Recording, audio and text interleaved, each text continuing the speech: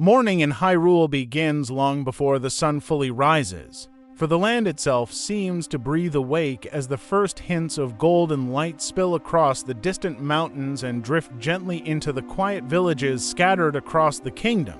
For ordinary villagers, life is not shaped by great prophecies or mighty battles, but by the dependable rhythm of dawn, work, rest, and community. As the sun creeps upward, soft light falls upon the wooden rooftops of Hateno village, catching in the morning mist that clings to the valley like a silver blanket. The people of Hateno are early risers, for their survival depends on the land they till and the livestock they raise. Before the roosters crow, families are already stirring, mothers lighting cooking fires, fathers slipping into boots and stepping into the dew-soaked fields, and children rubbing sleep from their eyes as they prepare for early lessons. There is a gentle harmony in these moments, the clatter of wooden tools being lifted, the splash of water drawn from the well, the crackle of firewood catching flame. Life here is simple, yet deeply rooted in tradition and persistence. The villagers greet each other with warm nods as they pass along the dirt paths, each carrying baskets, tools, or bundles of herbs. The farms stretch in all directions, with wheat fields swaying like rivers of gold and herds of goats grazing peacefully. Some villagers tend 2 orchards where fruit glows like jewels beneath the rising light. Others repair fences, sharpen scythes, or check the weather, a constant companion in determining the success of the season's crops. In contrast, the morning atmosphere of Kakariko village carries an almost sacred stillness, as though the ancient spirits of the Sheikah linger among the cherry blossoms and lantern-lit pathways. Here, dawn arrives gently, slipping between bamboo stalks and shimmering across small ponds where carp drift lazily just below the surface. Kakariko's people rise not with hurried footsteps, but with deliberate grace, their routines shaped by centuries of discipline and cultural memory.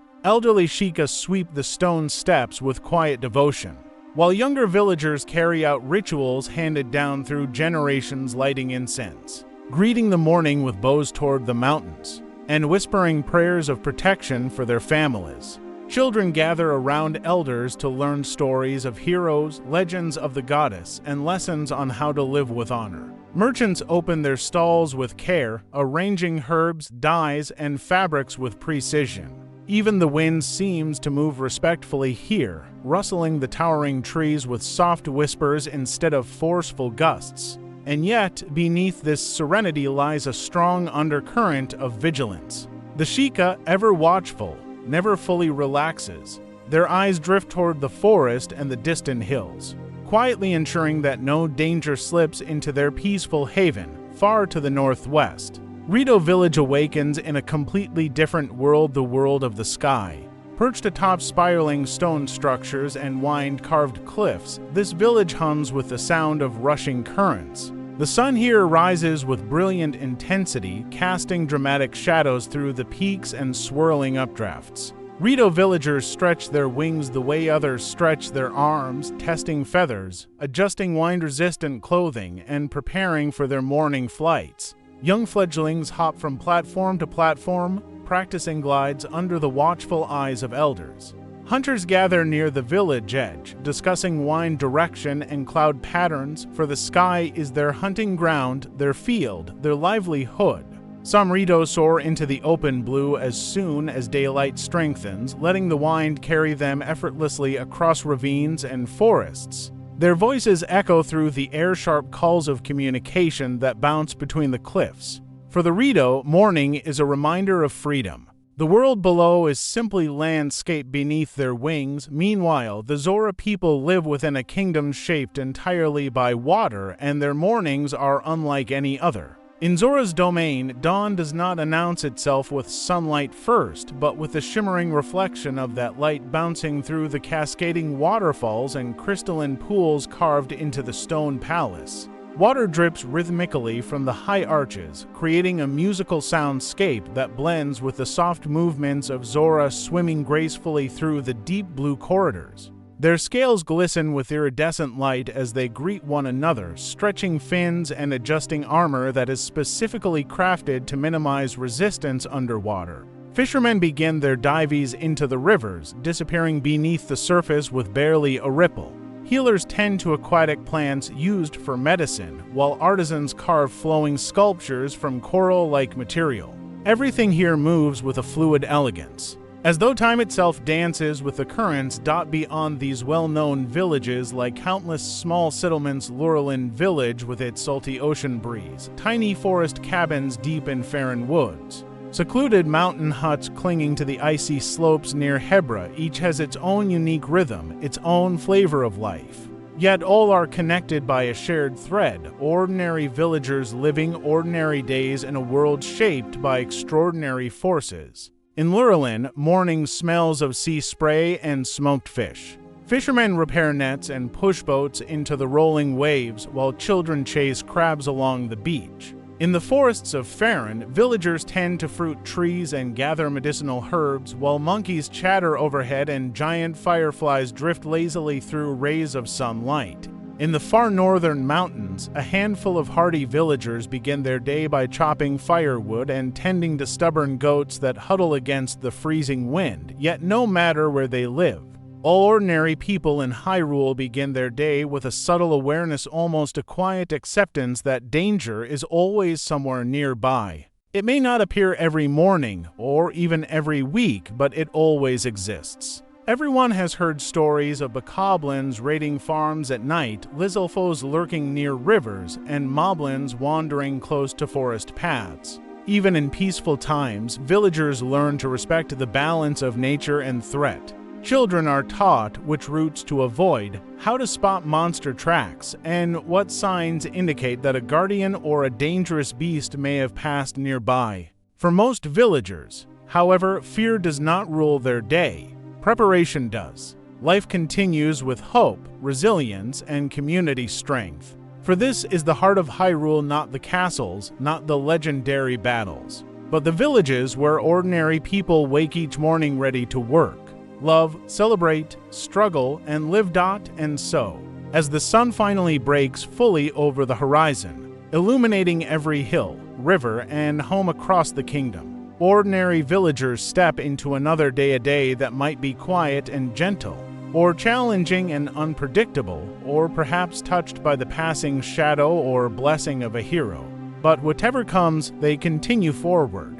For this is what life in Hyrule truly is, a tapestry woven from countless simple lives, all breathing together beneath the watchful sky. The homes, families, and social structures of ordinary villagers in Hyrule reveal a world far deeper and more complex than the simple wooden walls and thatched rooftops might suggest.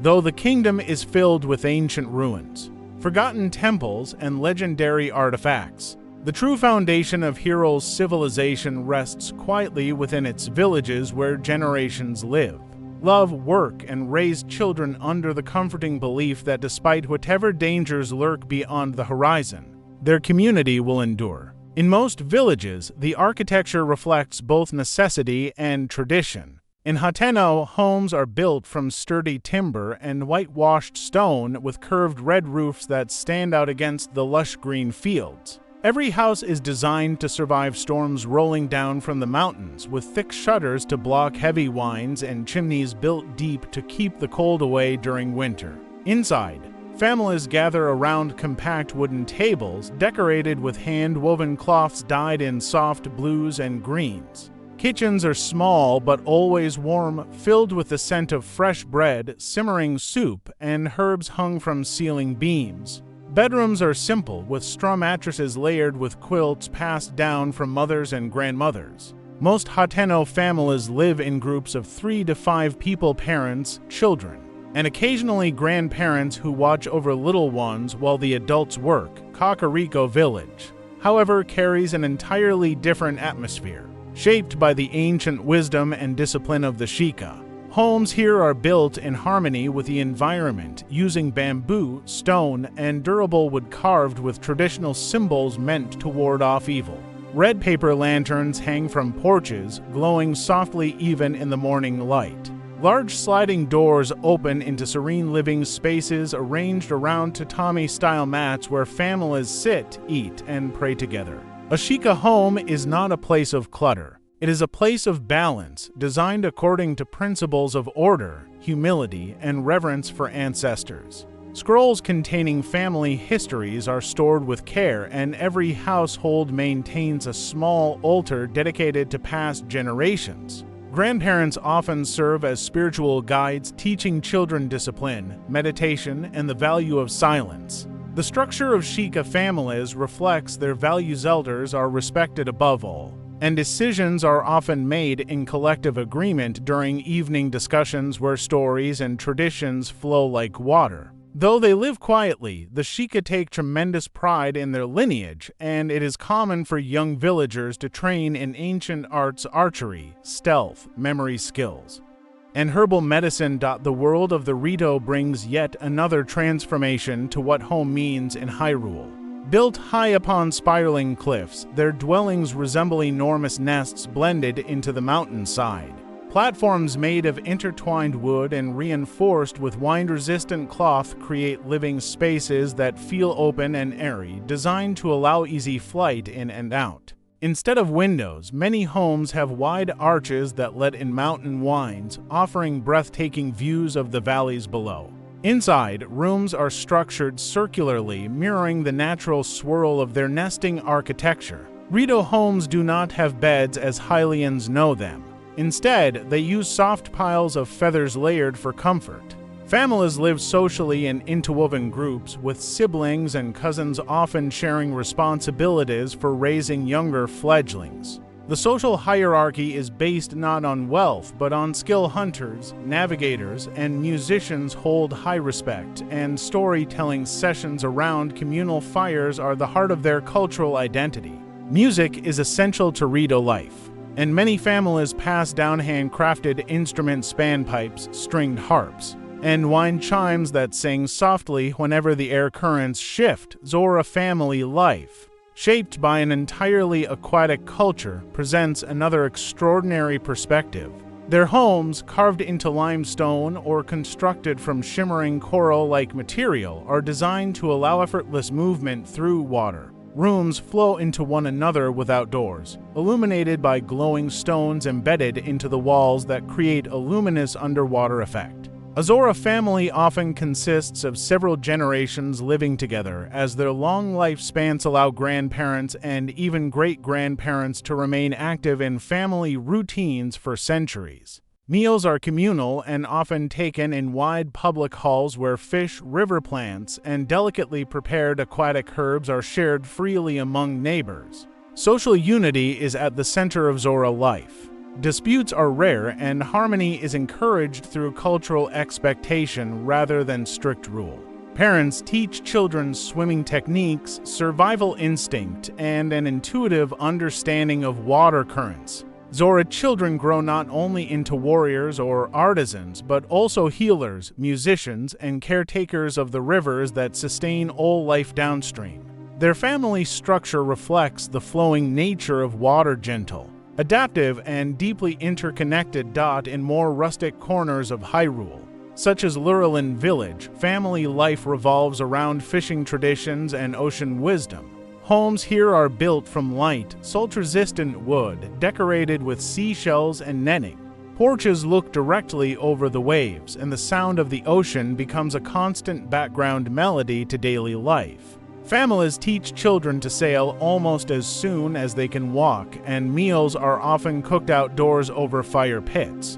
The entire village lives with a strong sense of cooperation. If a family's boat is damaged by a storm, neighbors gather to repair it. If the catch of the day is small, the fish are shared equally so no one goes hungry. In these coastal communities, elders tell stories of sea spirits, giant whales, and ancient storms that once shaped the coastline. Weddings and celebrations take place on the beach under lantern-lit skies, where songs mingle with crashing waves. Farron's forest dwellings, meanwhile, blend seamlessly into the earth. Homes are built using living wood, vines, and moss-covered stone. Families live close to nature, relying on fruit trees, forest animals, and herbal knowledge for survival. Children grow up learning which plants heal and which plants harm, how to climb trees, and how to read animal tracks.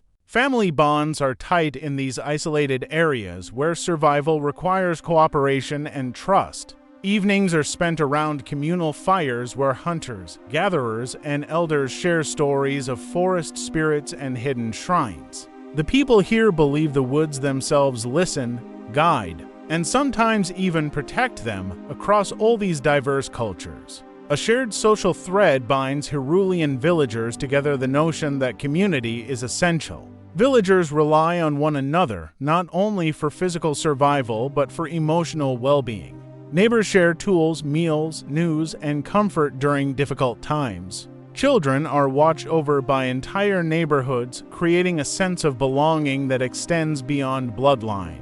Social gatherings are frequent: harvest feasts, music nights, group hunts, crafting workshops, and festivals. Gossip flows easily, but so does kindness. When tragedy strikes, whether through monster attack, storm damage, or illness, the community responds collectively.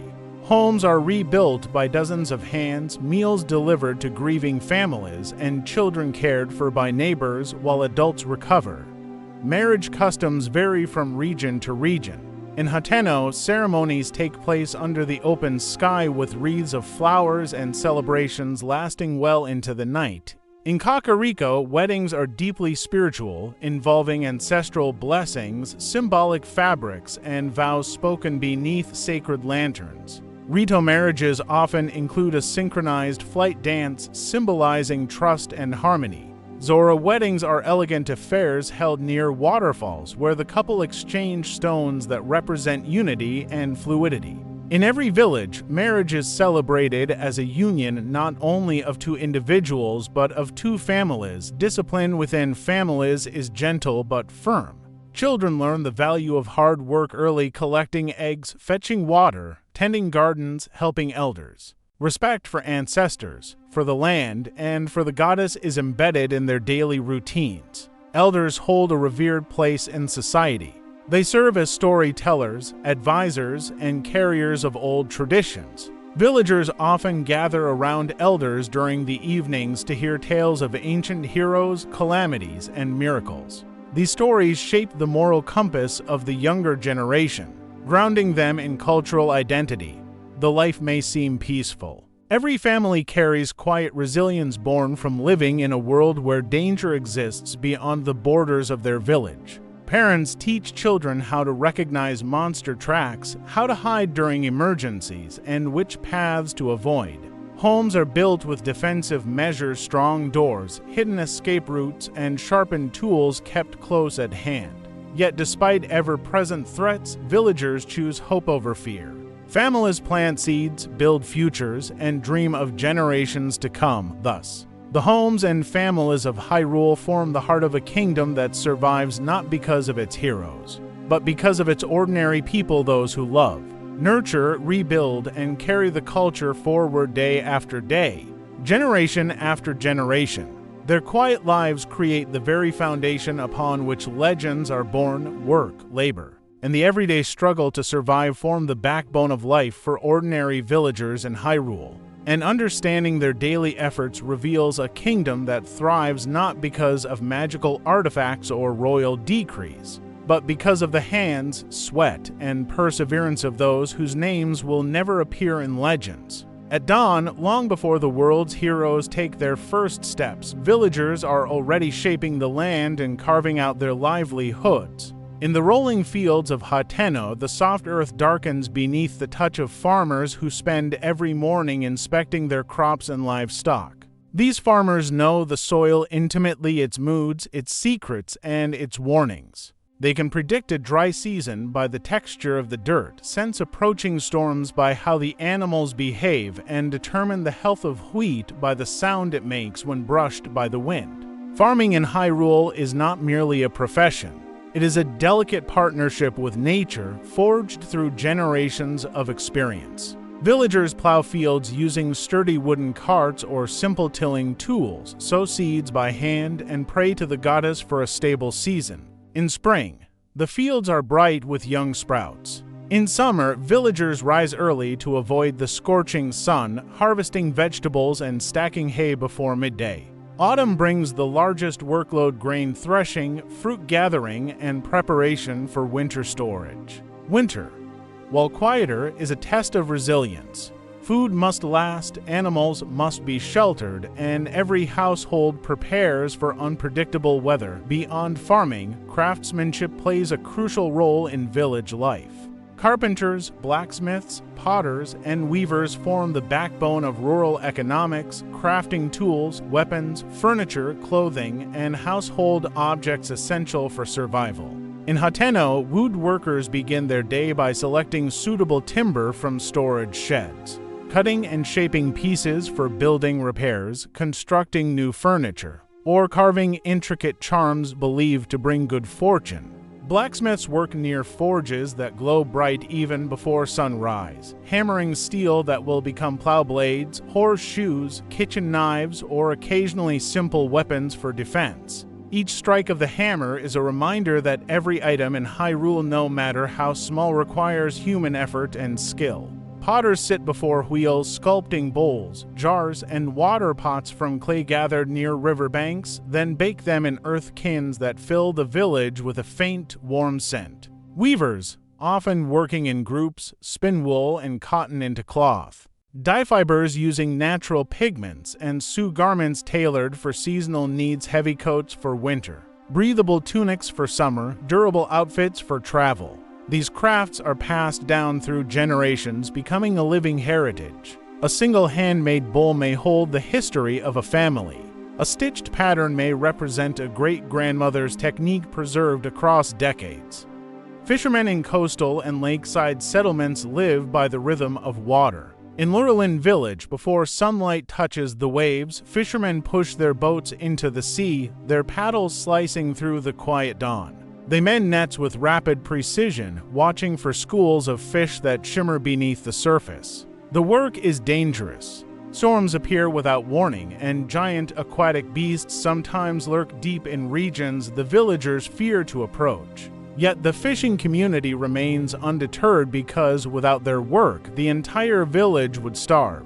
A good day brings in enough fish to smoke, salt, sell, and share. A bad day brings little more than a few small catches that must be divided carefully. Some villagers dive into deep water armed with spears, relying on agility and instinct to catch larger creatures. The reward for such risk is high, but so is the danger. Even the Zora, masters of aquatic environments, acknowledge the courage of these coastal fishers. In Zora communities, work-life flows in harmony with the currents. Some gather herbs and glowing aquatic plants used for medicine, others sculpt beautiful coral structures, and many serve as guardians patrolling the rivers for monsters that threaten travelers or disrupt migration patterns of fish important to ecosystem balance. Hunting is another essential profession, especially in places like Rito Village or mountain settlements. Rito hunters rise when winds are calmest, scanning the region from high vantage points. They track herds, dive swiftly, and use bows to hunt prey needed to feed their families. Their accuracy is legendary. Even from the sky, they can strike targets with precision. Hunters also supply feathers, pelts, and bones used for clothing, tools, and decorations. Gatherers in woodland regions like Farron play a different but equally crucial role, searching forests for berries, nuts, mushrooms, and medicinal herbs. They must possess deep knowledge of nature, for many plants in Hyrule look identical to poisonous varieties that can cause sickness or hallucination. Gatherers are trained from childhood to identify scents, leaf shapes, soil types, and even insect behavior skills that can mean the difference between nourishment and death. Trade is the lifeline that connects all these professions. Traveling merchants, like the famed beetle or the dedicated caravan families, journey across vast distances carrying goods from village to village. They brave harsh weather, monster attacks, and treacherous terrain, ensuring that even remote settlements receive supplies they cannot produce themselves. In many ways, merchants are the silent arteries of Hyrule, circulating resources that keep the kingdom alive.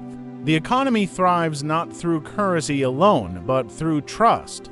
In several small regions, bartering is still common. A carpenter may repair a roof in exchange for wheat. A fisherman may trade a basket of fresh catch for medical herbs. This system fosters strong social ties and reinforces the interconnected nature of village life. Shops and markets serve as social hubs. In Hateno, families gather at the general store to exchange news, buy tools, or browse colorful fabrics displayed in the front. In Kakariko, the dye shop is a vibrant sight. Large tubs of bright pigments, villagers choosing colors that reflect tradition or personal sentiment. Markets are filled with laughter, bargaining, shared food, and the sweet smell of fruit pastries cooked by local bakers. Street vendors offer everything from small charms and trinkets to freshly roasted skewers and herbal teas. For many villagers, Market Day is the highlight of the week, a break from labor, a chance to reconnect, and an opportunity to meet travelers who bring stories of distant lands. But life in Hyrule is not without hardship.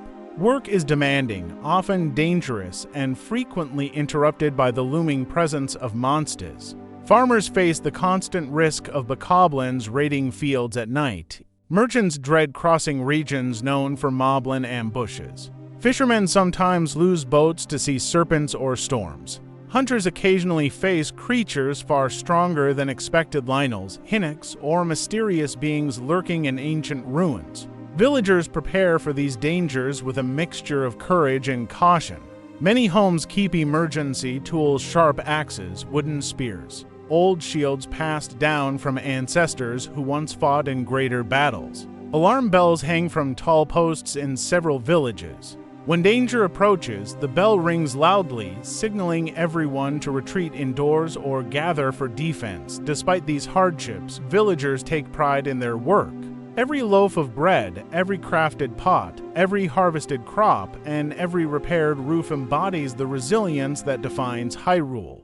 Their labor is a quiet echo of the kingdom's ancient history, a reminder that civilizations rise not from divine intervention or heroic exploits alone, but from the daily persistence of ordinary people who build, grow, repair, and nourish the land. They do not seek glory or recognition. They simply work because their families depend on them, their communities need them, and their ancestors' traditions guide them. Evenings in Hyrule reflect the fulfillment of a long day's labor. As the sun sets, villagers return home covered in dust, sweat, or water spray, but carrying the satisfaction of a day well lived. Families gather around small tables to share meals prepared from the day's harvest or catch. Stories are exchanged, some humorous, some stressful, some full of gratitude.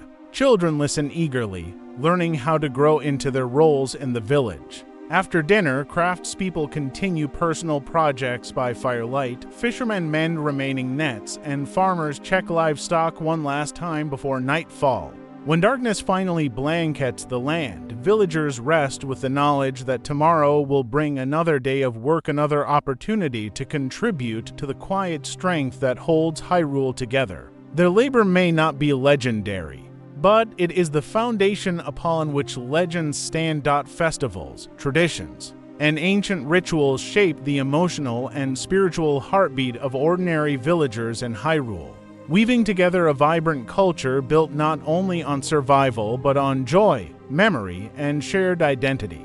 While the kingdom often appears rustic and peaceful, its people carry centuries of inherited customs, some born from gratitude toward the goddess, others from seasonal cycles, and many from historical events that left deep marks on the collective psyche of Hyrule's population. These celebrations not only strengthen communities, but also remind villagers that they are part of something larger than themselves, a story that stretches from the dawn of creation to the uncertain future ahead. The most widely known celebration is the Festival of Light, held during the first full moon of spring.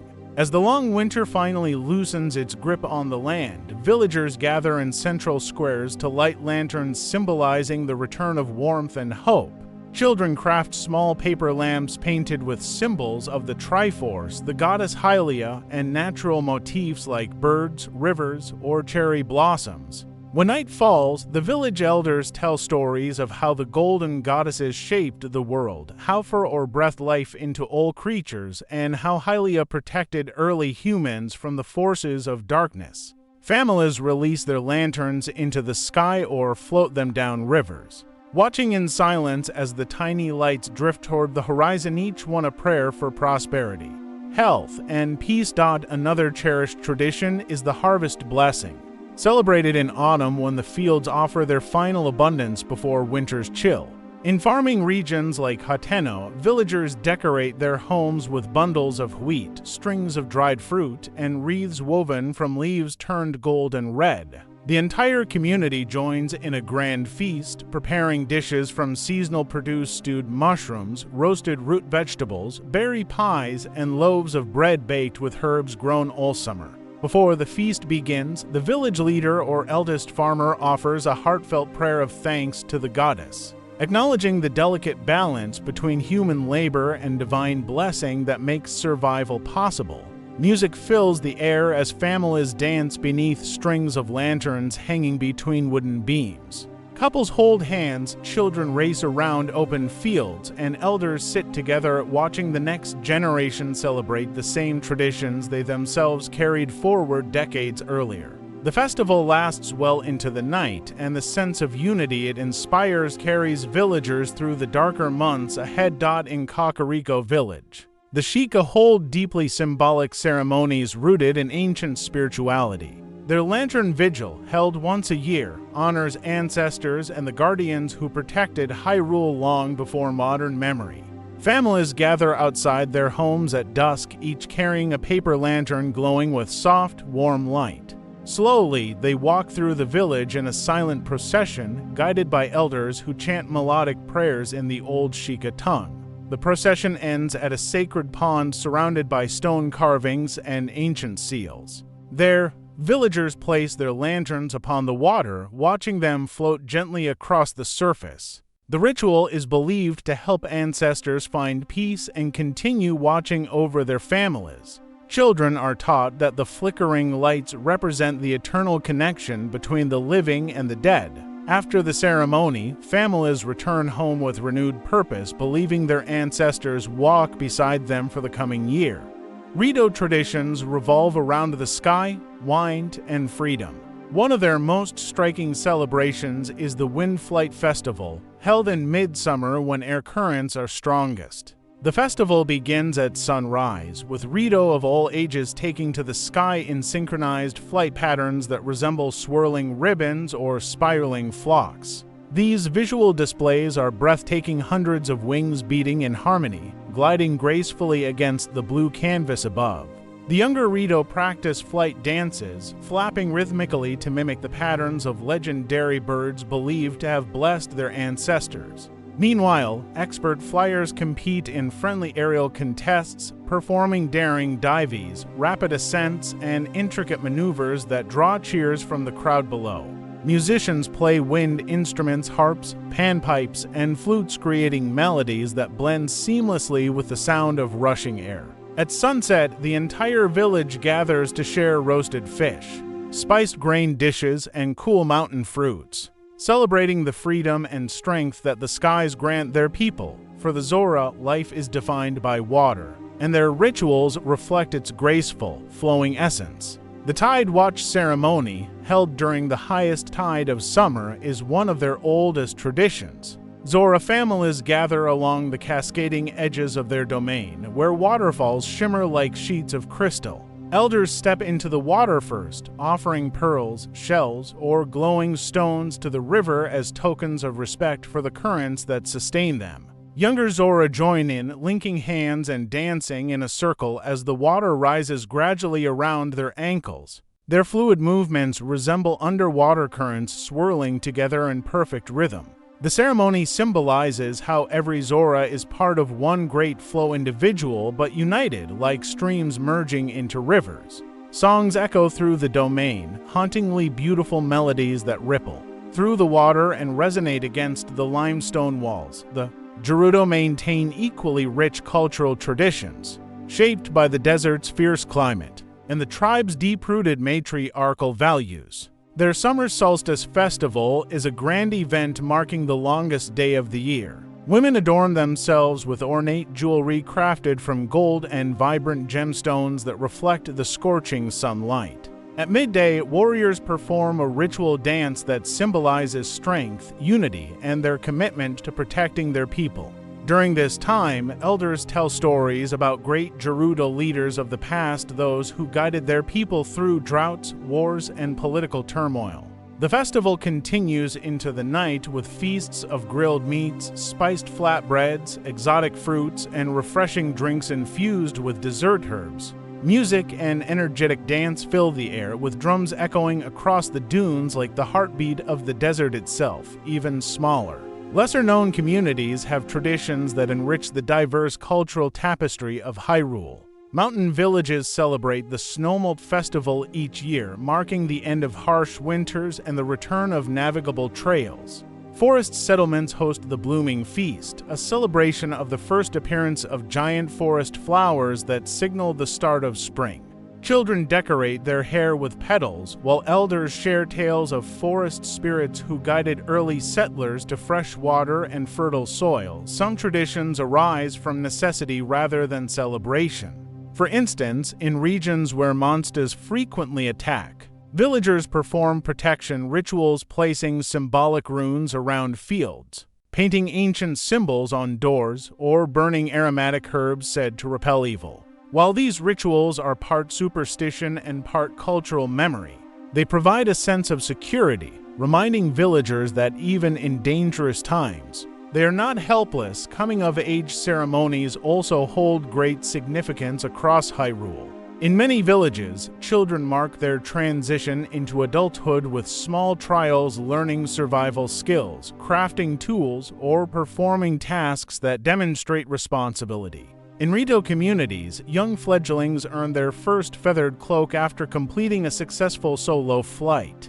In Kakariko, adolescents study ancestral texts and perform quiet acts of service for elders. In Zora society, young individuals complete a ceremonial dive from a sacred waterfall, proving both bravery and trust in their aquatic abilities. These rites of passage create lasting memories and strengthen the bond between youth and their community. Religious rituals honoring the Goddess Hylia remain deeply embedded in daily life. Villagers visit small shrines scattered across the kingdom to offer flowers, food, or prayers for health, guidance, and protection.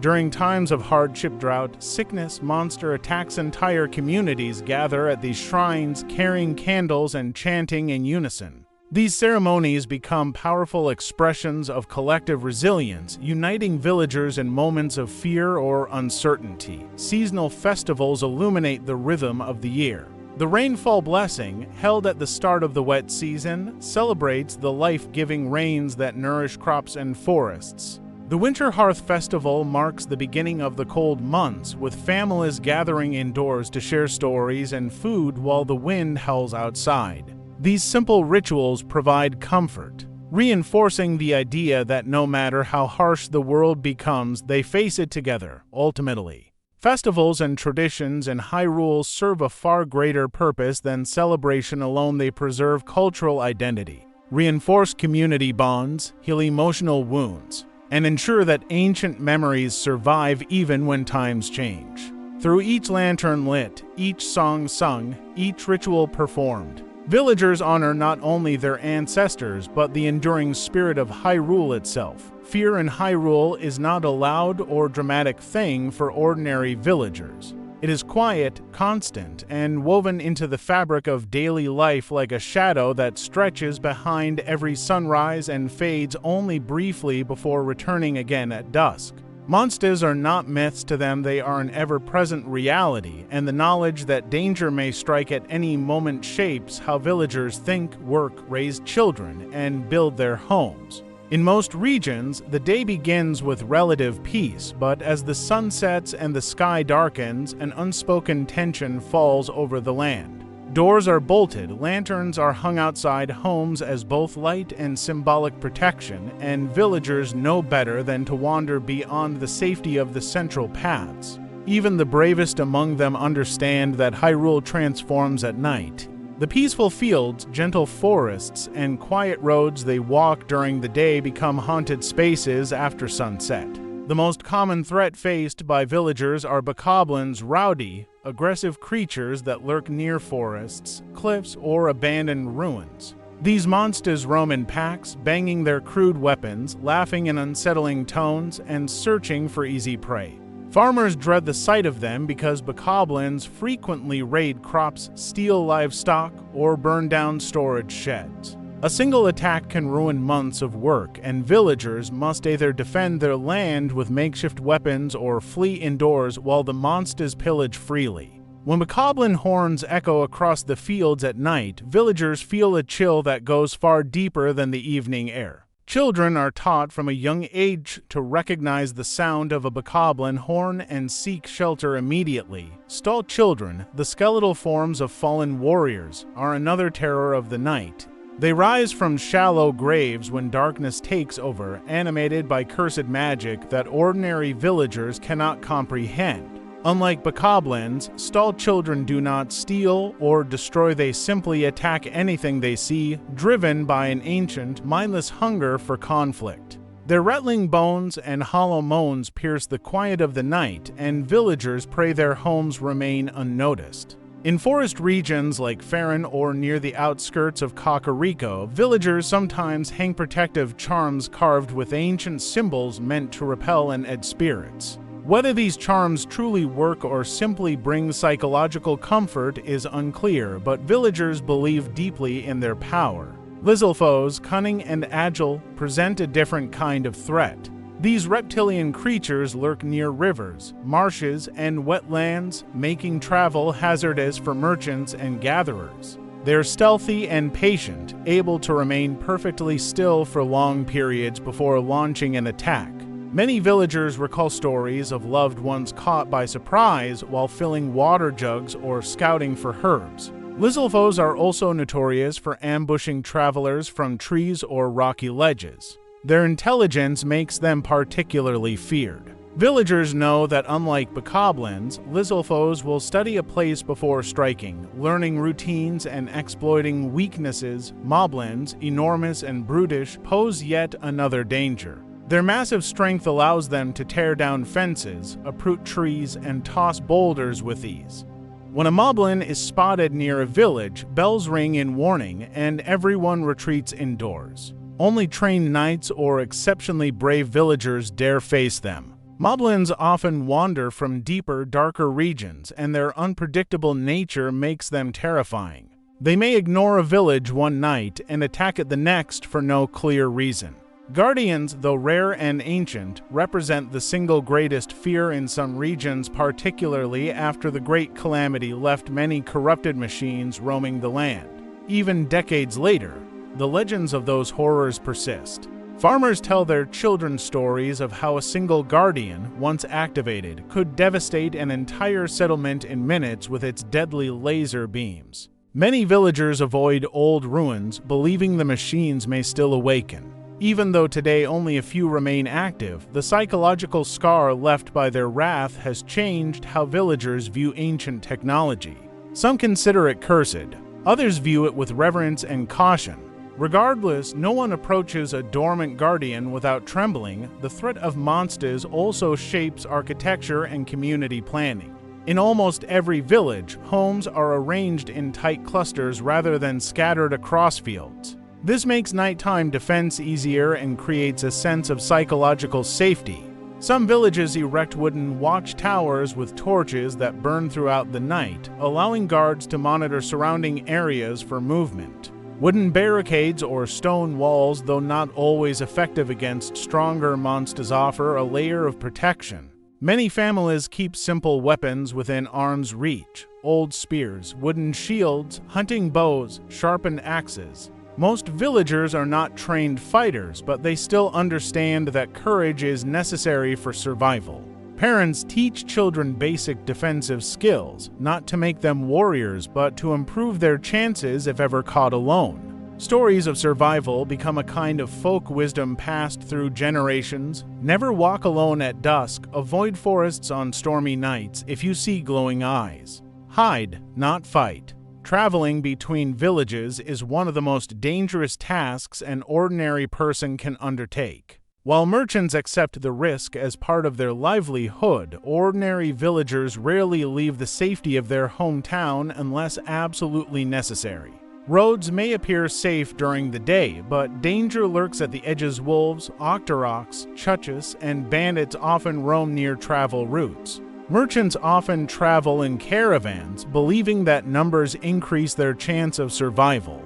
They set up temporary camps with protective fire circles and sleep with their weapons nearby. Some hire adventurers or wandering swordsmen for protection, offering goods or coin in exchange. Rumors of monsters often spread faster than the monsters themselves. When a region becomes too dangerous, say a Hinox has claimed a forest clearing, or a group of bokoblins has built a new camp, villagers adjust their lives accordingly, avoiding those routes entirely until a night. The royal guard or a wandering hero clears the threat.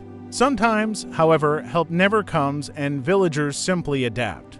Detours become permanent, new trails are carved, and parts of the world become no-go zones whispered about with dread. Despite all this, villagers find ways to cope emotionally. Fear does not crush their spirit. Instead, it becomes a unifying force. Families strengthen bonds, neighbors protect one another, and courage becomes an everyday virtue rather than a heroic rarity. Mothers comfort children with lullabies that speak of the goddess's protection. Elders bless doorways with herbs and symbols intended to keep evil at bay. Communities hold small nighttime gatherings where they share stories, food, and warmth to remind each other that darkness is not absolute. There is an unspoken understanding among villagers. Although danger is constant, they do not face it alone. Heroes may come and go sometimes, generations pass before one appears, but ordinary people build their own resilience through community and cultural memory. In some areas, memories of the calamity still weigh heavily on villagers. Ruins of destroyed homes, charred fields, and collapsed towers serve as reminders of how fragile safety can be. Elders who survived the Great Calamity recall fleeing burning homes, hiding from mechanical beasts, and mourning lost loved ones. Their stories have become cautionary tales that younger generations listen to with a mixture of awe and horror. Even now, decades after the event, the emotional scars linger. Villagers sometimes pause when they hear thunder, afraid that it is something more terrifying than a storm. Yet these same memories also give villagers strength. If their ancestors survived such devastation, they believe they too can endure whatever challenges arise. Nature itself can also be an unpredictable adversary. Blizzards in Hebra, thunderstorms in Lineru, volcanic eruptions near Death Mountain, and torrential rains in Farron all pose risks that ordinary villagers must prepare for. Many keep emergency supplies, food rations, water jugs, durable cloaks, and sturdy boots. Children are taught to respect nature as both giver and taker of life. Giant creatures like Lynels, though rare near most villages, are the subject of terrifying myths. Elders tell children never to enter certain valleys or plateaus, warning them that some beasts cannot be fought, only avoided. This wisdom keeps generations alive, yet even in this environment of constant threat, ordinary villagers do not live in despair. Instead, life continues with a determined rhythm. The knowledge of danger makes moments of peace more precious. Festivals feel brighter, family meals warmer, laughter louder, and friendships deeper. Every morning that dawn breaks safely feels like a small blessing. Villagers cherish simple joys: fresh bread, blooming flowers, quiet evenings. Shared stories because they know the world can change in an instant. Ultimately, the hidden fears of Hyrule do not define its people. Their resilience does. Monsters may shape their routines, but not their character. They continue to work, love, celebrate, and hope. Knowing that courage is not reserved for heroes wielding swords, it thrives in every ordinary person who chooses to live fully in a world that is often dangerous but always worth fighting for. Trade, travel, and the flow of goods across Hyrule form the unseen lifeline that keeps every village alive, binding distant communities into one interconnected kingdom despite the dangers that lie between them. While royal armies, ancient heroes, and legendary artifacts shape the great stories of Hyrule, it is the tireless movement of merchants, caravans, fishermen, farmers, craftsmen, and wandering traders that sustains the daily lives of ordinary people. For most villagers, travel is not an adventure but a necessity and often a frightening one.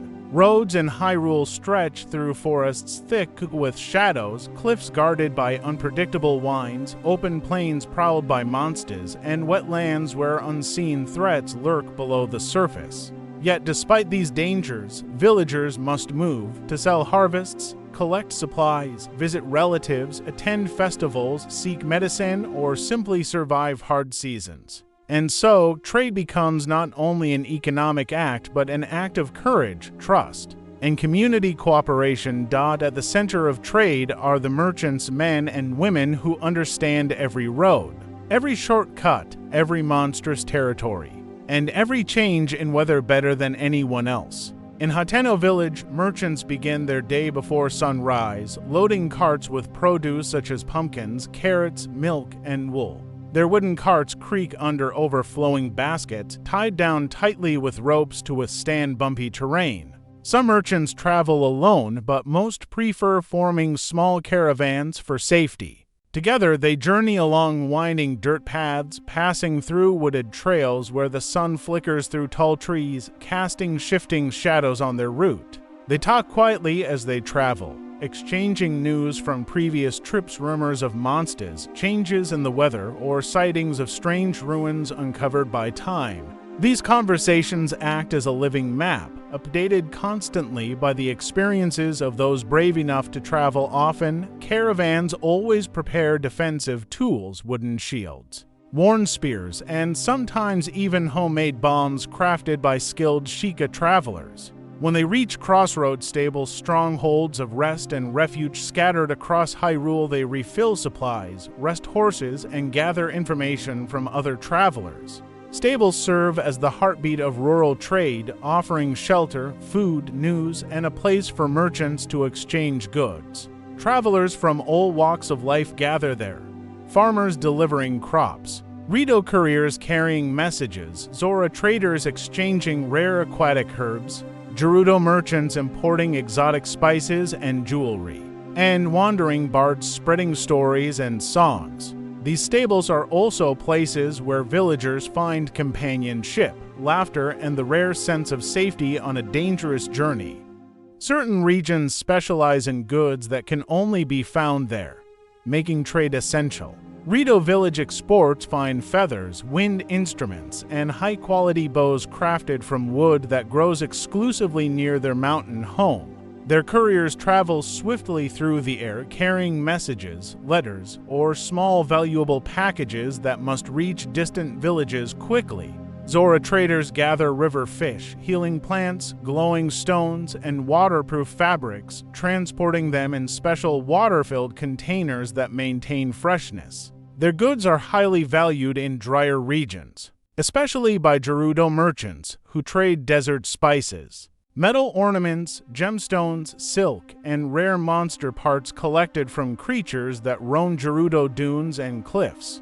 These exchanges create a dynamic economic web where each village depends on others for survival and prosperity, yet the roads between villages are unpredictable. Monster attacks remain the greatest hazard for anyone traveling across Hyrule.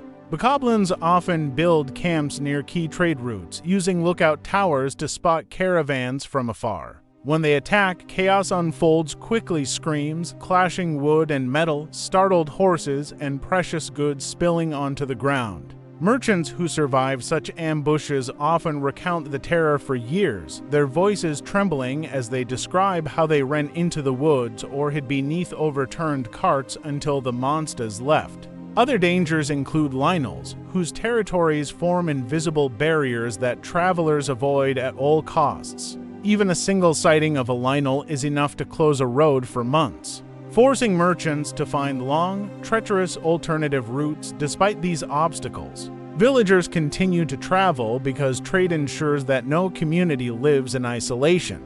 In Kakariko, ancient Sheikah rituals require rare herbs only found in distant regions. In return, Kakariko exports medical salves, enchanted dyes, and talismans believed to provide protection. Lurelin Village relies on fish trade to acquire goods their small population cannot produce, like metal tools or pottery. Even the remote mountain cabins depend on occasional travelers for salt, cloth, and warm blankets. Without trade, villages would wither not from monsters but from scarcity. Most villagers rarely leave the boundaries of their village, making travelers essential storytellers. When a merchant arrives in a village, children gather eagerly around them, listening as they describe distant lands, unfamiliar foods, strange creatures, and incredible events. These stories carry wonder and caution alike. They teach villagers about new opportunities and new dangers, connecting the kingdom in a way that royal announcements never could. Traveling musicians, often accompanied by small flutes or string instruments, also play an important cultural role. They bring happiness to weary villagers, filling markets with melodies and sharing tales of heroes, past kings, long-lost artifacts, and ancient battles. In return, villagers offer them warm meals, temporary shelter, and small tokens of gratitude. Songs help bridge the emotional distance between distant communities, reminding everyone that they share the same land, the same fears, and the same dreams. Economic life in Hyrule also includes a strong barter system. Many rural villagers cannot afford coin-based transactions, so they exchange goods and services directly. A carpenter repairs someone's broken roof. In return, he receives eggs, grain, or cloth. A fisherman trades a basket of fresh catch for healing herbs from an elder. A farmer offers milk and cheese in return for a tailor sewing winter clothes. These mutual exchanges reinforce bonds between families and ensure that no one starves during lean seasons. In many ways, trade in Hyrule is not about wealth. It is about survival and unity. Still, some villagers aspire to see the world beyond their borders. A few adventurous young men and women join caravans, hoping to earn coin or explore distant lands. Their journeys broaden their worldviews. They return with stories of Zora waterfalls glowing under moonlight, Gerudo markets where spices fill the air with heat and color, or thunderstorms rolling across Lineru fields like living beasts. Some never return, lost to storms, monsters, or the harsh environment.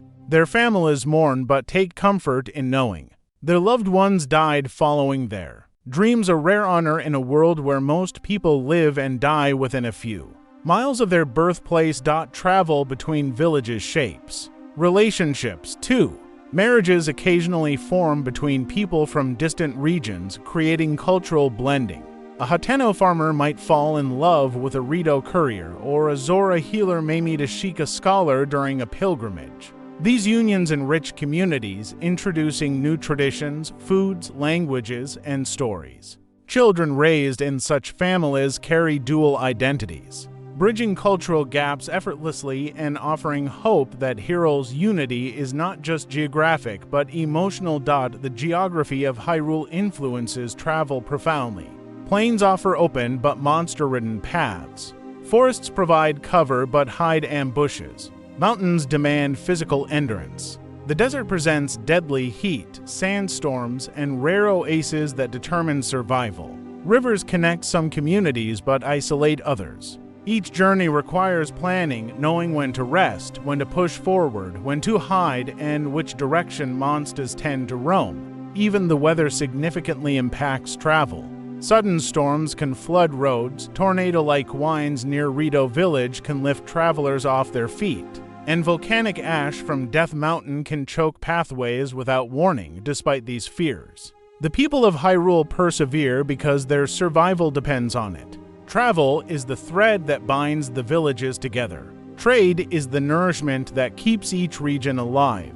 In this way, ordinary villagers participate in the kingdom's grand story not as warriors or champions, but as connectors, creators, and carriers of life. Their footsteps along old roads preserve the heartbeat of Hyrule, proving that even in a land of gods and monsters, the steady determination of common people holds the kingdom together. Without their courage on the roads, their stamina in the markets, and their trust in one another, Hyrule would collapse into isolated pockets of fear. Instead, through their daily journeys, they weave unity across the land and embody the quiet heroism that allows true heroes to rise when the world needs them most. Magic in Hyrule may be a force woven into the land itself. But for ordinary villagers, it is not something they wield, it is something they witness, interpret, fear, respect, and pass down through stories that shape their understanding of the world. While sages, champions, and heroes experience magic firsthand,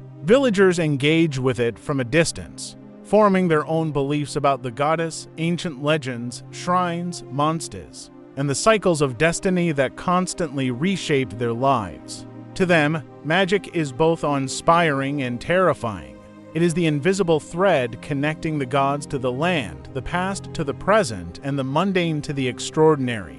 They live in a kingdom where shrines glow mysteriously in the hills, where strange blue flames burn without fuel, where Sheikah towers rise from the earth like awakened giants, and where rumors spread of swords that glow in the presence of evil. Yet despite all of this, villagers try to make sense of the supernatural using whatever fragments of truth they inherit from their ancestors. For most villagers, the golden goddesses are spoken of the way distant stars are admired, beautiful, unreachable, and beyond human comprehension. Din, Nehru, and Furor exist in their stories as creators, not active rulers. Villagers know the tales of how the goddesses shaped the world and formed the Triforce, but they do not expect divine intervention in their daily struggles. Instead, they believe that the Goddess Hylia, who once took mortal form to protect humans, is closest to them, a guardian watching over their fields, families, and fragile lives. They leave small offerings at roadside shrines, flowers, food, handwritten prayers, or symbolic tokens carved from wood or stone. They whisper wishes to Hylia during festivals, hoping she will bless their crops or protect their children from monsters. When a family survives hardship, villagers say, Hylia watched over them. When tragedy strikes, they murmur, it was fate's trial. These beliefs offer comfort and meaning in a world where danger is constant and much lies outside human control. Legends of heroes also play a significant role in shaping villagers. Worldview? The name Link is not just a person to them, it is almost an archetype, a symbol of hope that appears whenever darkness threatens to swallow the land. However, because generations pass between each hero's rise, villagers rarely understand the true nature of Link's reincarnation. Some imagine that every Link is the same hero reborn endlessly. Others believe different heroes simply share the same name as a title of honor. Some think Link is blessed directly by Hylia, chosen from birth for greatness, while others whisper that he is the mortal manifestation of courage itself. Misunderstandings thrive in remote areas where stories merge with hearsay until fact and myth become inseparable. Children in different villages grow up with distinct versions of the hero's tale, some depicting him as a fearless warrior who can slay 100 monsters in one swing. Others portraying him as a quiet wanderer who appears only when the land cries out. In truth, villagers know very little about the hero's life, struggles, or burdens. They only know that whenever calamity arises, someone bearing the spirit of the hero steps forward, and so he becomes a symbol rather than a person. The princess, too, holds a mythical image in villagers' minds. Zelda is viewed as the living descendant of the goddess, a figure of wisdom and grace whose presence alone protects the kingdom. Yet most villagers never see her with their own eyes. They hear of her through rumors carried by traveling merchants, gossip passed through stables, and stories heard during festivals. Some believe she possesses magical sight, able to see the future or sense danger from afar. Others think she lives in constant communion with the goddess Hylia.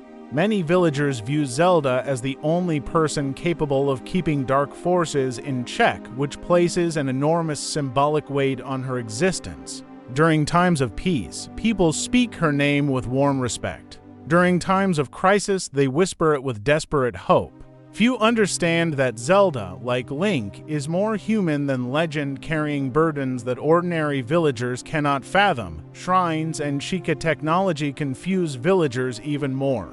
Though the shrines appear harmless with their quiet, glowing blue light, villagers remain wary of them. Many believe they are sacred testing grounds left by ancient civilizations. Others think they house sleeping spirits or magical guardians. Children are told not to approach shrines alone for fear that they might be chosen or accidentally awaken something ancient. The Sheikah towers that emerged suddenly during the calamity caused even greater fear. To villagers, seeing a giant structure erupt from the earth with no warning, shaking the land and glowing with supernatural energy felt like witnessing the gods themselves tampering with the world. For weeks after the towers appeared, villagers gathered in nervous groups, debating whether the structures signaled doom or salvation. They whispered theories that the Sheikah had angered the gods, that a new era of magic had begun, or that a hero was about to rise. Only when Link awakened and began using the towers did villagers feel calmer, though they still treat the ancient technology with uncertainty. Seeing it as a dangerous relic of a forgotten age, ordinary villagers also hold their own explanations for monsters. Because they do not understand cursed magic or the cycles of reincarnation, their beliefs about evil vary widely. Some think monsters are the children of the Demon King, spawning endlessly from deep chasms or cursed lakes. Others believe monsters appear when the goddess is displeased. Superstitions arise depending on the region. Villagers near forests think monsters travel through shadowy paths created by ancient spirits. Coastal villagers believe sea monsters emerge from storms summoned by vengeful ocean gods. Because they lack the knowledge that sages and Sheikah scholars possess, villagers interpret monster activity through behavior they observe.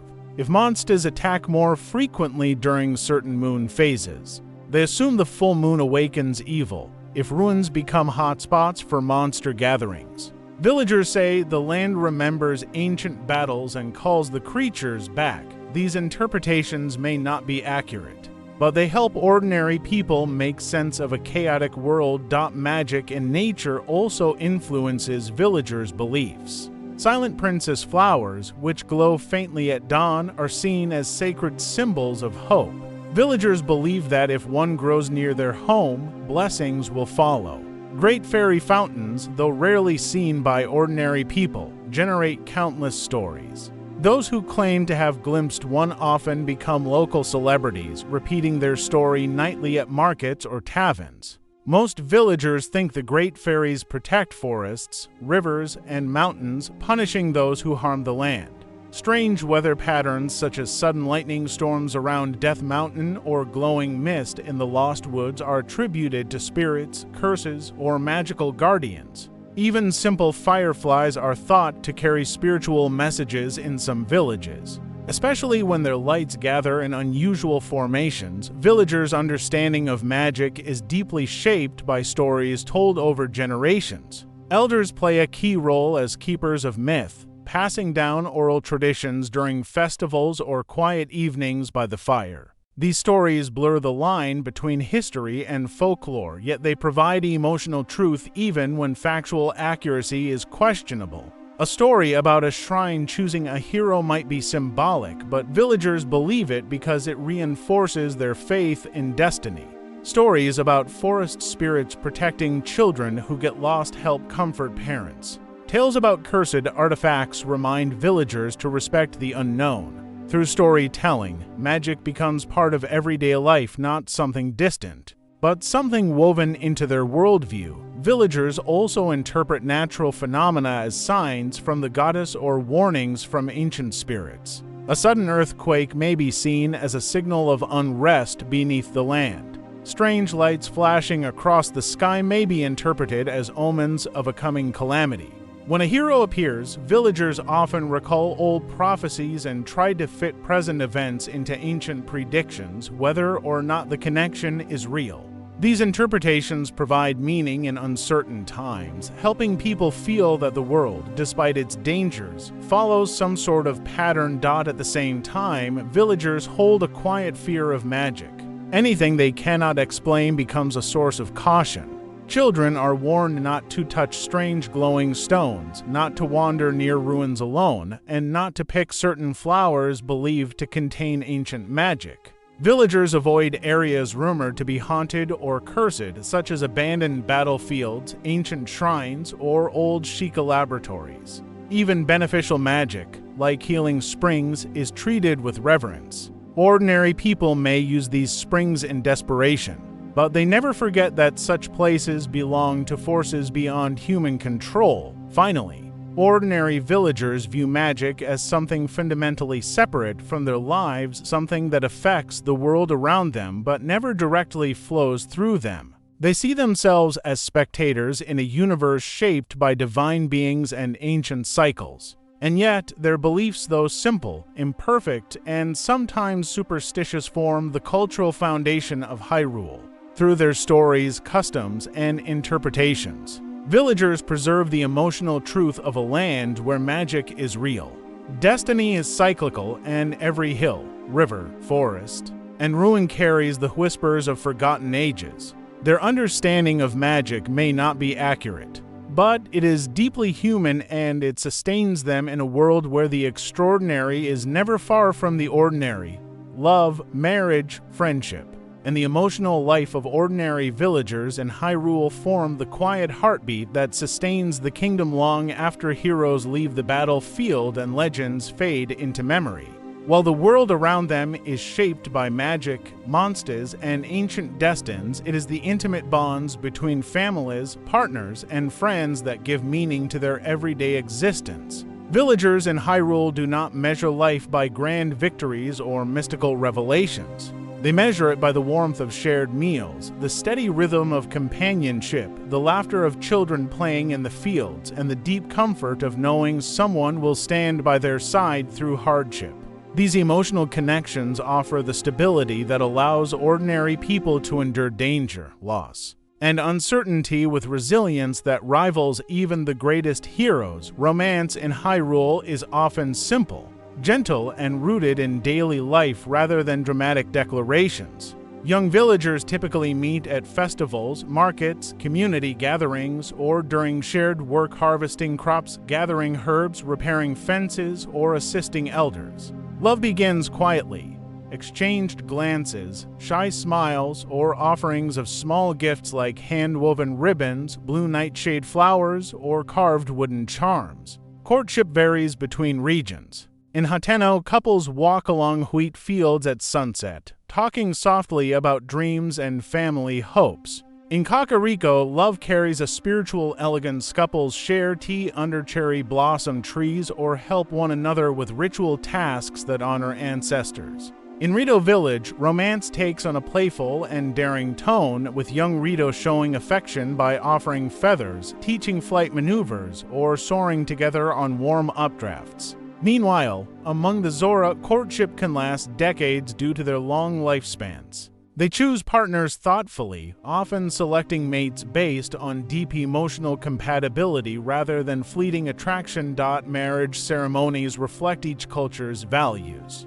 In Hateno, weddings are lively celebrations held outdoors with colorful ribbons decorating homes and families preparing feasts of roasted vegetables, baked goods, and seasonal fruits. Children run joyously between tables, musicians play upbeat melodies, and the couple exchanges vows beneath a canopy woven from branches and flowers. The whole village often participates, reinforcing the idea that marriage strengthens the entire community. In Kakariko, weddings are intimate and deeply symbolic, guided by elders who bless the union with ancestral prayers. The couple wears garments dyed using traditional Sheikah dyes, often deep reds or soft blues, and exchanges braided cords representing loyalty and unity. Rito weddings take place on high platforms overlooking the sky. The couple performs a synchronized flight dance to symbolize trust and shared destiny, followed by a communal meal with fish, fruits, and wine-infused sweets. Zora ceremonies occur near luminous waterfalls or glowing pools, where the pair exchanges polished stones or handcrafted jewelry to represent eternal flow and commitment. Insid. Among the Gerudo, marriage is rare due to their social structure, but when it occurs, it is honored with grand feasts, powerful desert music, and rituals invoking protection and prosperity inside homes. Emotional life continues in smaller but equally meaningful ways. Couples wake early to share quiet moments before work, boiling tea, arranging tools, or tending to gardens. They comfort each other during hardships such as failed harvests, monster sightings, or illness. They whisper encouragement before long journeys or during storms that rattle rooftops. Over time, the shared routines of daily life become an unspoken bond stronger than any vow. Elders often say that in Hyrule, true love is not proven during celebrations but in how partners support each other during adversity. Family life forms the core of emotional strength in every village. Parents teach children not only practical skills like farming, fishing, or crafting, but also moral lessons rooted in kindness, courage, and responsibility. Villagers believe that a strong home builds a strong community, so children are surrounded by a network of support neighbors. Grandparents, older siblings, and community leaders all share in their upbringing. Children grow up learning to respect the land, honor traditions, and protect one another. Festivals become treasured memories where families dance, eat, and laugh together. The sound of a child's laughter or the sight of siblings playing near the river reminds villagers why they continue fighting for a peaceful life despite the dangers beyond the village walls. Friendship in Hyrule is equally vital. Bonds between friends often last a lifetime, forged through shared labor, childhood adventures, or mutual hardship. Farmers help each other gather crops before a storm. Fishermen share news about dangerous currents. Hunters warn companions about monster sightings. When illness strikes, friends take shifts caring for the afflicted. During winter, neighbors split firewood or share warm meals to ensure no one freezes alone. Such acts of loyalty and compassion are common, strengthening the village as a collective unit. Among children, friendships are formed through innocent exploration, building forts, racing through fields, climbing trees, or pretending to be heroes. They play games inspired by legends of Link, reimagining themselves as warriors, princesses, or sages. These friendships help children develop confidence, bravery, and hope, reinforcing a belief that even ordinary people can embody heroic qualities. Grief is another part of emotional life that villagers face with dignity and unity. When a loved one dies, whether due to illness, accident, or monster attack, families rely on their community for comfort. Kakariko holds lantern vigils where villagers gather to honor the departed. Hateno performs farewell feasts to celebrate the person's life rather than mourn their death. Zora families hold quiet ceremonies near the water, believing the spirits of their loved ones flow peacefully into the next realm. Rito villagers fly into the sky, releasing feathers that drift gently downward as a gesture of remembrance. These rituals help heal emotional wounds and remind villagers that sorrow is shared, not carried alone. Hope is woven through every emotional thread of village life. Even during difficult times, villagers continue dreaming, planning harvests for the next season, imagining bright futures for their children, or believing that peace will eventually return. Lovers whisper promises of better days. Parents encourage children to follow their passions. Elders remind everyone that Hyrule has survived countless tragedies and will endure whatever comes next. Songs sung during festivals often reflect this resilience, celebrating not heroic battles but the ordinary joys of daily life, the warmth of hearths, the beauty of fields in bloom, the sweetness of spring rain, and the laughter of loved ones. Connection to the land also shapes emotional identity. Villagers feel bonded to the soil, rivers, mountains, and forests that sustain them. They take pride in their homes, believing the land remembers their footsteps and their ancestors' toil. This emotional link gives them strength to rebuild after disasters. When storms destroy homes or monsters burn fields, families and friends gather to repair, replant, and restore life. Their motivation is love not only for each other but for Hyrule itself. Fear, too, plays an emotional role, but villagers learn to manage it with courage. They comfort their children during thunderstorms, teach them safety rituals, and remind them of past heroes who protected the land. Fear becomes a shared emotion that unites rather than divides. Parents hold their children close when danger approaches. Friends form protective circles to face threats. Communities gather to make collective decisions. This emotional resilience ensures that panic never overwhelms them, ultimately. What sustains ordinary villagers in Hyrule is not the presence of magic or legendary heroes, but the quiet strength of relationships that bind them together. Love gives them purpose. Marriage gives them partnership. Friendship gives them courage. Family gives them identity. Community gives them hope. These emotional bonds transform their villages into sanctuaries of meaning in a world filled with uncertainty.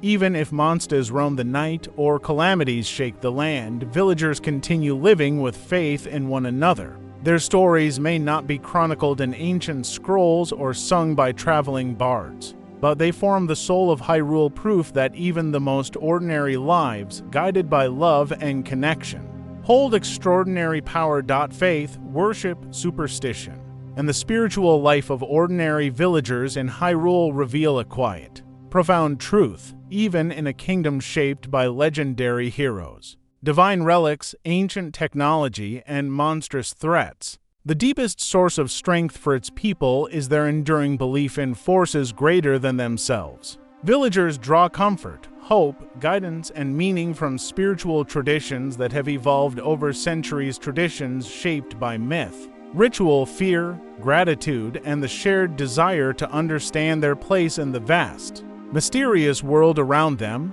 While scholars and sages may study the metaphysical nature of the gods, ordinary villagers experience the divine in a simpler, more emotional way, through prayers whispered at dawn, offerings left at old stone shrines, stories told beside crackling hearths, and moments of reverence when nature itself seems to speak. At the heart of Hyrule's spiritual landscape is the worship of the Goddess Hylia, who is believed to watch over all living beings. Villagers see her not as a distant deity but as a compassionate guardian who understands human struggle.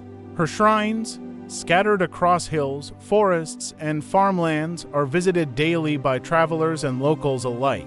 Farmers leave their first harvest of pumpkins, wheat, or mushrooms at her altars. Mothers place flowers beside engraved symbols, praying for their children's safety. Young people offer handwritten wishes folded into small scraps of cloth, appeals for good fortune, strength, or love. Elders light candles to honor ancestors who they believe rest under Hylia's eternal protection. Though most villagers cannot read ancient script, they trace the symbols carved into shrine stones with gentle fingers, believing the very touch connects them to the divine. Stories passed down through generations give spiritual context to the villagers' worldview. They speak of the golden goddesses Din, Nehru, and Furor as cosmic creators whose influence remains in the land itself. Din shaped the earth's strength, so villagers say earthquakes reflect her shifting presence. Nehru established law and wisdom, so the fairness of village elders is seen as her blessing. Furor breathed life into all creatures, so a bountiful field or a thriving forest is interpreted as her favor. While these beliefs are symbolic and not doctrinal, they help villagers understand natural events in ways that feel emotionally meaningful. When harvests are good, they thank the goddesses. When storms strike, they believe the land is undergoing divine cleansing or correction. Beyond established worship, superstition plays a major role in shaping village spirituality. Most villagers do not understand the true nature of magic, curses, or ancient technology, so they fill the gaps with interpretations grounded in fear or hope. For instance, if a family's livestock falls ill, some believe they have unintentionally angered forest spirits or guardian creatures. They place protective talismans at barn doors, small wooden carvings, ribbons, or painted symbols intended to repel unseen forces. If a traveler collapses from exhaustion or fever, Villagers might burn medicinal herbs not only for physical healing but also to purify the air of malice. Children are taught never to pick Silent Princess flowers without giving thanks, for they believe the blooms represent the princess's prayers for the kingdom's peace. Certain locations in Hyrule carry deep spiritual weight. The Spring of Power, the Spring of Courage, and the Spring of Wisdom are revered as places where the veil between the mortal world and divine presence grows thin. Even though most villagers never travel far enough to visit these holy springs, their legends permeate everyday conversation. People say that one who prays with pure intention at these springs will receive guidance from Hylia herself. Whether or not such miracles truly occur does not matter to villagers. The belief alone provides hope during dark times. Sacred groves, mysterious ruins, and ancient trees are also treated with reverence. Villagers avoid cutting wood from certain forests believed to be protected by spirits. They build fences around giant stones thought to mark burial sites of heroes or sages. Even when villagers do not fully understand the spiritual significance of these places, they sense the sacredness in the air and choose to honor it. Dreams play an important role in village spirituality as well. Many believe that dreams are messages from ancestors or signs from the goddess. A dream of clear water symbolizes renewal. A dream of fire warns of danger. A dream of a soaring bird suggests coming opportunity. Some villagers act on these dreams, delaying a journey, preparing extra food storage, or warning neighbors about potential storms. Elders, who are trusted as interpreters of dreams, listen carefully to villagers' descriptions and offer symbolic explanations that shape decisions affecting entire families. Even though these interpretations lack formal structure, they provide emotional reassurance in a world where the future feels uncertain. Villagers also hold beliefs shaped by their environment. In Rito Village, where the sky dominates daily life, people believe the wind carries blessings and messages from the goddess. They pray when winds shift dramatically or when flocks of birds gather in unusual patterns. In Zora's domain, water serves as the ultimate symbol of purity and continuity.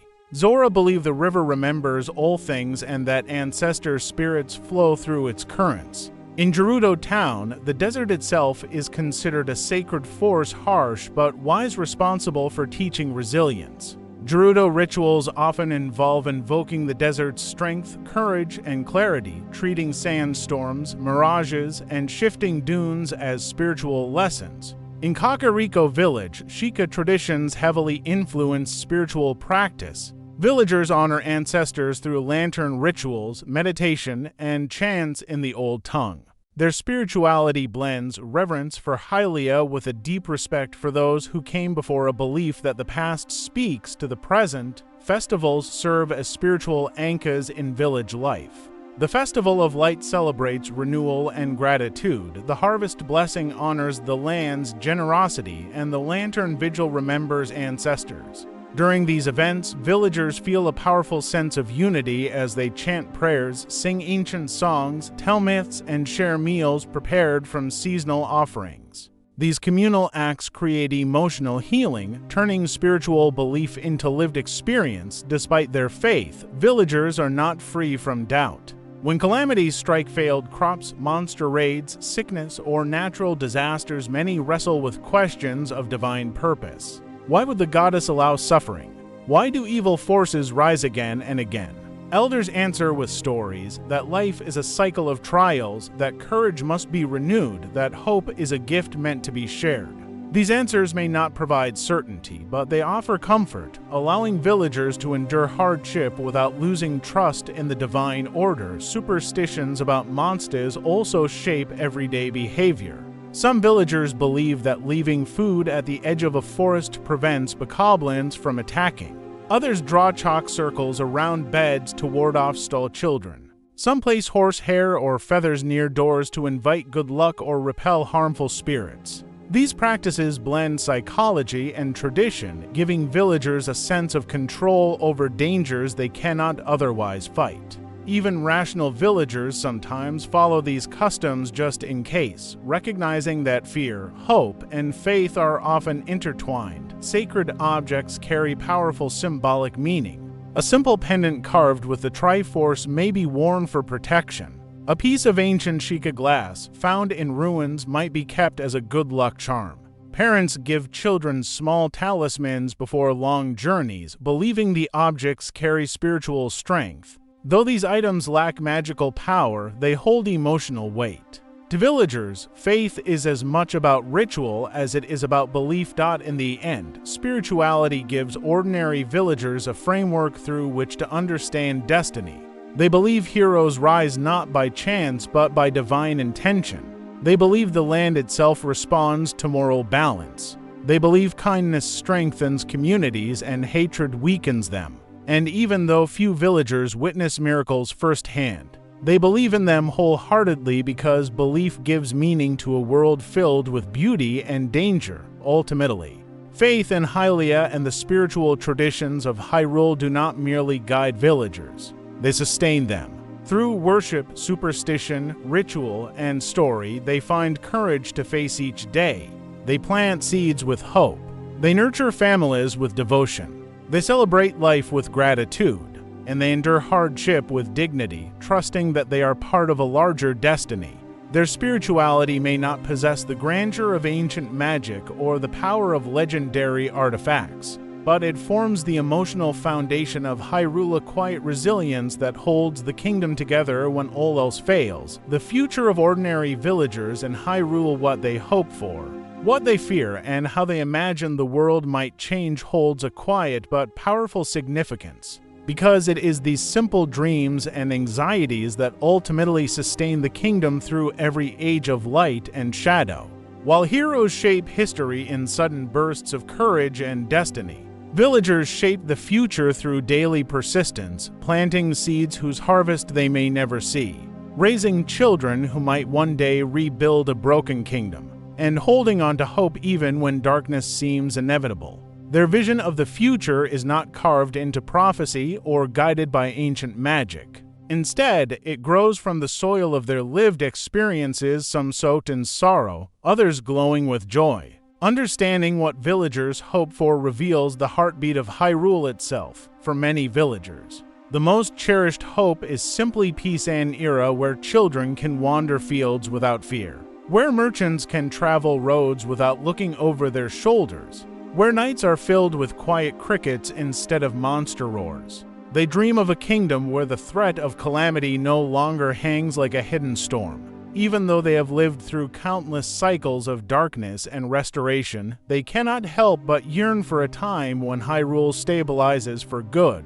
Elders often sit together in the evenings, wondering if their grandchildren might one day know a world where shrines no longer glow ominously, where ancient ruins are no longer reminders of past devastation, and where the horizon holds only sunrise and not smoke. Yet peace alone is not the only dream. Villagers also long for prosperity, the ability to grow enough food, build stronger homes, and ensure their children lead better lives than they did. Farmers imagine fields untouched by drought or marauding monsters, fields where wheat grows thick and golden, where orchards are heavy with fruit, and where barns remain full through every winter.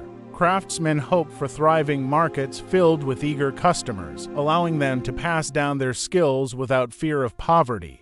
Fishermen dream of rivers teeming with life, of fair weather and safe voyages. Even young people, who have yet to choose their paths, imagine futures filled with opportunity rather than uncertainty. Education is another growing dream in many villages. Since ancient Sheikah knowledge resurfaced, villagers have begun to imagine a future where their children might study history, language, science, and magic, not to become heroes, but to understand the world better. Parents hope that knowledge might protect the next generation from repeating the mistakes that led to past calamities. Some dream of schools built in peaceful times where children learn about the golden goddesses, the cycles of destiny, the rise and fall of kings, and the hidden powers that shaped the land. They believe that if their children grow wise, perhaps the future will not need a hero to prevent catastrophe. But beyond hope, villagers also carry fears deep, ancient fears that shape their choices and dreams. Their greatest fear is the return of evil because they have learned through painful history that darkness in Hyrule is never truly gone. It merely sleeps. Whether they speak of Ganon, the Demon King, cursed magic, or other unnamed forces, villagers share an unspoken understanding that danger can rise again without warning. When strange lights appear over mountains or when rumbling tremors shake distant valleys, villagers whisper anxiously about omens. They worry that their peaceful routines could shatter overnight, just as they have before. Some fear that the hero and princess, the symbolic guardians of Hyrule, might not always be there when disaster returns. Another profound fear is the loss of their culture. As ancient technology reawakens, villagers wonder whether their traditional way of life will fade. Will Sheikah machines replace human hands? Will magic-powered inventions make old crafts irrelevant? Will sacred sites lose meaning in a changing world? Elders worrying that future generations will forget the rituals, songs, and stories that sustained their ancestors for centuries. Festivals might vanish. Oral traditions might decay. Shrines might become mere landmarks instead of spiritual havens. Villagers fear that in chasing progress, Hyrule might lose its soul. Environmental fears also linger. They have witnessed forests burn, rivers dry, mountains erupt, and storms ravage the land. Many believe the land itself reacts to the kingdom's spiritual balance. If nature becomes unstable again, if rains fail, if earthquakes increase, if new monsters emerge, villagers fear they may not survive another era of devastation. Farmers worrying about unpredictable weather. Fishermen worrying about poisoned waters. Hunters fear shrinking wildlife populations. Even children sense the tension when the seasons do not behave normally. Amid these fears, villagers cling to a fragile but powerful optimism, the belief that heroes will always rise. Though they know little about reincarnation or prophecy, they trust that whenever darkness threatens Hyrule, someone brave will answer the call. They imagine future heroes growing up in small villages like their own, perhaps unaware of their destiny until the moment arrives. This hope allows villagers to breathe through their fears, to rebuild after destruction, and to imagine a future that extends beyond their own lifetimes. Villagers also hope for stronger unity among the peoples of Hyrule. Many long for deeper friendships between Zora and Hylians, between Rito and Gerudo, between Sheikah and Gorons. They dream of festivals where old tribes gather, sharing stories, goods, and music. They envision trade routes free from danger, making the kingdom feel like a single family despite cultural differences. If unity grows, villagers believe Hyrule will become far stronger than any. One tribe alone could achieve that. As for the younger generation, the children who chase fireflies at dusk and play hero games in the fields, their dreams reflect innocence and wonder. Some dream of becoming travelers who explore the world beyond their village. Others dream of becoming craftsmen, farmers, or musicians who bring joy to their communities. A few dream of becoming real heroes, wielding swords, bows, or magic, imagining themselves as protectors of the kingdom. Their dreams carry the purest form of hope, the belief that the future can be brighter than the past. In recent times, villagers have begun imagining a Hyrule where ancient technology and traditional life coexist harmoniously. They hope Sheikah knowledge might one day help improve farming, medicine, communication, and safety. They dream of mechanical guardians that protect villages rather than destroy them, of towers that help predict weather, of shrines that store forgotten wisdom instead of serving as battlegrounds. Though this vision is fragile, it sparks excitement among younger villagers who see innovation not as a threat but as opportunity. Ultimately, the future of ordinary villagers in Hyrule is shaped by their quiet determination. They rebuild after storms, replant after fires, and reopen shops after raids. They teach their children to be resilient, kind, hopeful, and courageous. Their dreams are not about glory, they are about continuity. They want Hyrule to survive. They want their families to thrive. They want their traditions to endure. And they want their children to inherit a world where love, safety, and unity are not luxuries but everyday realities. Whether or not these hopes come true depends on forces beyond their controlled destiny. magic, and the eternal struggle between light and shadow. But villagers remind themselves that even small acts of care ensure the survival of their culture. Every seed planted, every story told, every lantern lit during a festival pushes back the darkness ever so slightly. In this way, the emotional future of Hyrule rests not in the hands of heroes alone, but in the hearts of its common people. For even if calamity returns one day, their resilience ensures that Hyrule will always rise again, shaped by the dreams of those who call it home.